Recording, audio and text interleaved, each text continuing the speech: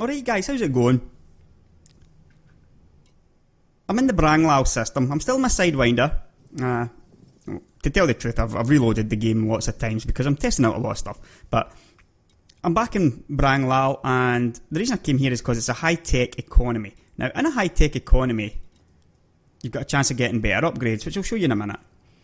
The real reason I'm here is because I'm really sort of struggling against NPCs who have, better ships than the Sidewinder and maybe ranked around about the expert level. Even some competent NPCs can be a nightmare. Like if I'm flying a Cobra, something like that, more often than not, I need to run away than actually beat them.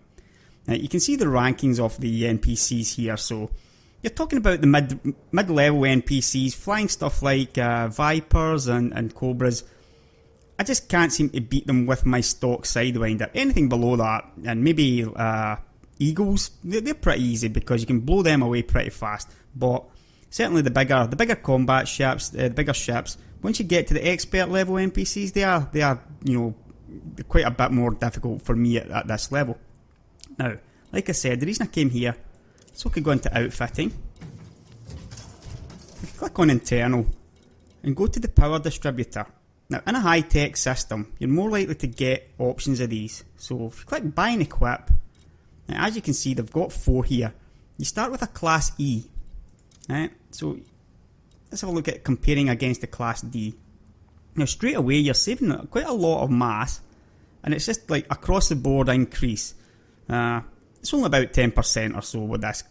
But in all honesty, if that's all they had, then I would probably take it because it's just a across the board increase. And it's very cheap. Now, the Class C one, again, you're looking at a 20% increase now across the board. Definitely worth taking. This is where it gets really good, though, at the Class B. Now, the mass goes up a bit, so the ship gets a little bit heavier, but the increases are really starting to look pretty nice now. I mean, weapons capacity means you can fire off more shots. Weapons recharge means they fire... the recharge faster, obviously. Engine capacity gives you more sort of like pips for boosting, and obviously the recharge is pretty self-explanatory. And you get more systems capacity, which is basically more shields, and it recharges faster. Now, that one's definitely worth thinking about. 8,000. Now, I realise that not everybody's going to be, caring about the Sidewinder. They're going to try and get out of it as quickly as possible. But this is almost 3 weeks into the gamma phase now of the game. And there's still an awful lot of people still flying around in Sidewinder, so it must be quite a popular ship. I certainly like it. And what I've actually found is, if you can get hold of this A1 distributor for 20,000 credits, the comparison's just fantastic. 50%, 40% weapons capacity, you're getting 50% recharge rate, 50% engine capacity, 50% recharge rate, 50% systems, 50% recharge rate. I'm not quite sure why this one's not 15 instead of... I think it used to be 15, but 14 now. So it's a massive increase across the board for 20,000 credits. Now, like I said, you may not want to blow 20,000 credits in the Sidewinder, but I'm going to show you the difference that this actually makes. Now, don't forget also, if you want to, you can buy power distributor, cheap one. You should be able to sell it back. You've hardly lost anything, So if you change your mind, you can always come back and change it.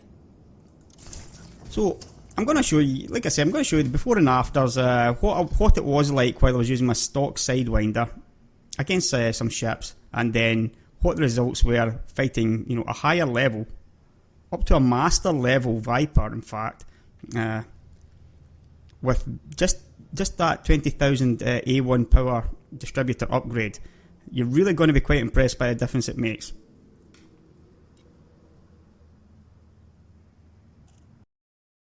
Right, so first up, Shane Foster. He's harmless, kind of Viper. I don't expect too many problems with this guy. Now straight away, I've got him to 75%. He does manage to turn around there, but I managed to avoid his fire. Now as you can see I've got 4 pips in engines, which you generally always need to have. But now I had to switch to weapons because I'm out of weapon fire. And this is something that happens an awful lot with the basic distributor. You find yourself you really have to stay on engines all the time, which is what you really want to be doing anyway. But your engines help you turn to give you more boost power. You want to be in maximum engines as often as you can be. So really the issue is like the weapons. Now my weapons were almost full there again, but after some shots, even with 2 pips in them, you can see that's me out again. So you need to either be very accurate, which clearly I'm not being in this fight, or get yourself a better power distributor. Now, you notice also, yes, he does get away. I mean, he's almost at 3 kilometres there, so this is what's allowing him to turn. And he actually turns and gets some shots in at me. I was a little bit surprised by that, that's why I get caught out with it. But he had, created the gap. And he's basically done it again. He's back up to 2 kilometres. Now, one of the reasons for this is you always want to keep, in the blue zone in your throttle, so you can turn easier.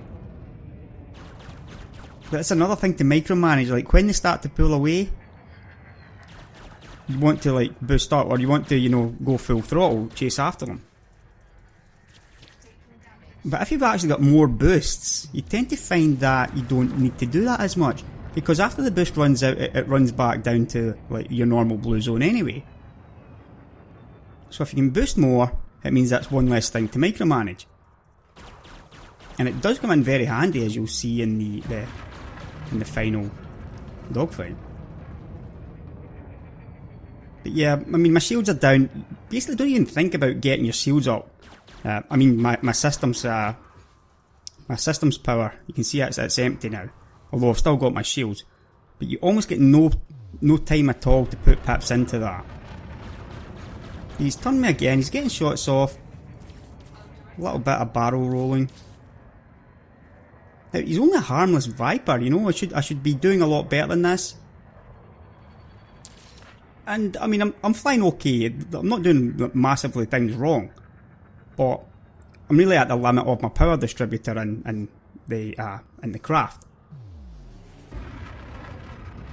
He's down at 30% though, so it won't be long before I finish him off. But once again, manages to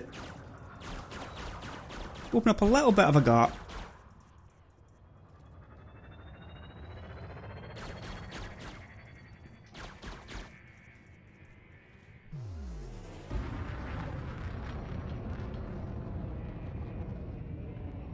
Now I know he's got shots at me, he can shoot at me there. Because, once again, he just made that gap, and that's why, he was able to get some shots off.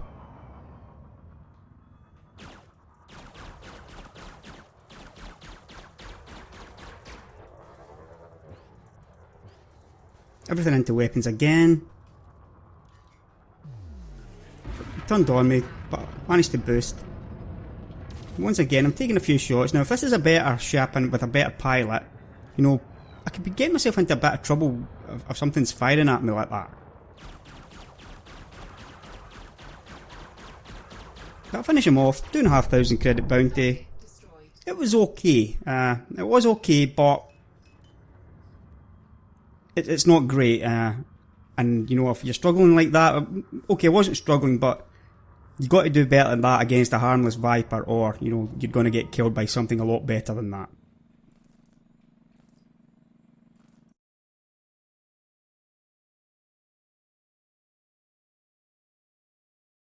Right, so here we go again. We've got Jed the Master and a Viper, which is a far superior ship to the Sidewinder. Now, I was a bit worried about this one, but I've got him in my sights. My engines are full pips. You can tell already that I'm getting more shots off before my lasers run out. It's actually quite a lot more. And it's regenerating a lot faster. Now, I double boosted there, which is another thing you can do with the A1 distributor. and it's really helping me to keep on his tail. I mean, the ship's faster. The only real way I can stay on his 6 is by boosting an awful lot. Now, my weapons are almost back up to full again. You can see here, I'm getting an awful lot of shots off. And I'll boost past him again there. Yeah, he hasn't hit me so far. He just can't seem to, shake me off him. Now, looking at my power levels, everything's almost at max. I've got two boosts in hand basically, so I'm not worried about him just pulling that away, that bit away from me. I'm going to get him in my sights and boost after him again. Actually, I'm saving it. I boosted there. Yeah.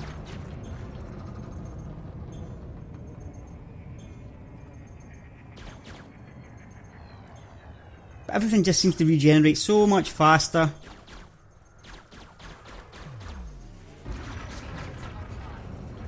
It's not really like an additional effect. Just the way it works, it's more like multiplicative. So, because I'm able to stay on his 6 so much, I'm not really worried about my systems, my shields, because he can't get a shot at me.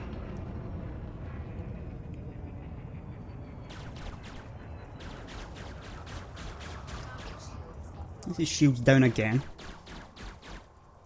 Now, I'm doing an awful lot of missing. I'm using the mouse, as you can see. It's not hugely accurate, or certainly not in my fingers, it's not.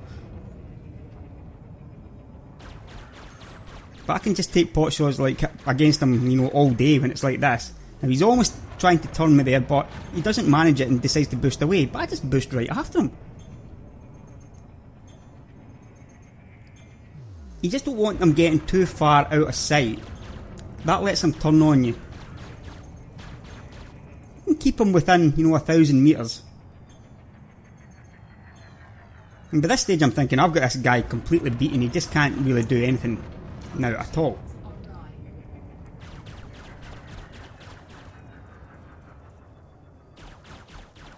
Now, a Master Viper, this is, pretty difficult target under normal circumstances, I would have thought anyway. And this is just a Sidewinder with a Power Distributor upgrade. That's the only upgrade it's got. But he just can't get away from it. He just cannot, get his ship turned.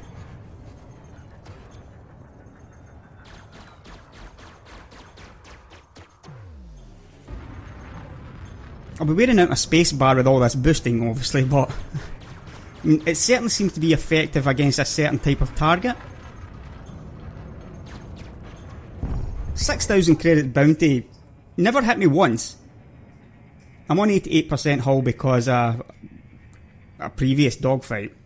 But that's the difference that the Power Distributor can make. Just that one upgrade, 20,000 credits. If you don't want to spend the 20, just go for the 8,000. It is well worth doing, no doubt about it. It's a fantastic upgrade.